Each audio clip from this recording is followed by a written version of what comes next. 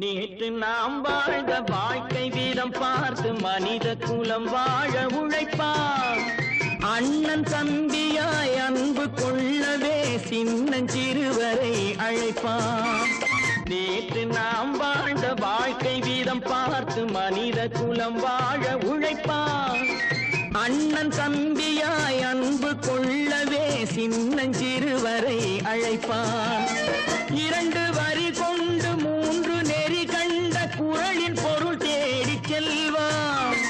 நாளை வருகின்ற வாழ்வு நமக்கென்று ஏழை முகம் பார்த்து சொல்வார். ஏழை முகம் பார்த்து சொல்வார். எனக்கொரு மகன் பிறப்பான், அவன் என்னை போலவே இருப்பான். தனக்கொரு பாதையை வகுக்காமல் என் தலைவன் வழியிலே நடப்பான்.